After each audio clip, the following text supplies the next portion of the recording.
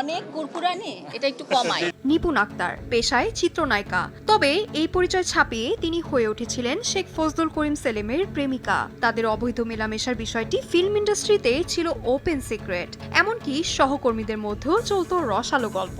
তবে মাথার উপর শেখ পরিবারের সদস্য সেলিমের ছাতা থাকায় কেউ টু শব্দও করতে পারেননি, আর এই সুযোগ কাজে লাগিয়ে নিপুণ হয়ে ওঠেন অপ্রতিরোধ্য। আপনি এখানে এসে কেন টাকার রাজনীতি করবেন? বাইরে করেন, যান। নিপুণের প্রভাবের উৎস কি, নেপথ্যে বিষয়টি অনেকেরই জানা, তবে মুখ খোলার দুঃসাহস দেখাননি কেউ। কিন্তু নিপুণের পেছনে যে বড় শক্তি আছে, একথা বারবারই বলেছেন চিত্রনায়ক জায়েদ খান, দীপজল সহ আরো অনেকে। নিপুণের কোনো পিছনে কোনো শক্তি আছে, অদৃশ্য শক্তি, আরো অন্য কারণ নাই। এই নিপুণের এই শক্তির কারণে এগুলো হচ্ছে। এগুলো অনেক কিছু তো নাই, অনেক কিছু বলতে পারি না, অনেক কিছু যদি খোলাখুলি বলে দেয় অনেক কিছু বের হয়ে আসবে। তার পিছনে কালো টাকার লোকটাকে জানেন? শেখ সেলিম সাহেবের নাম বলে আমাকে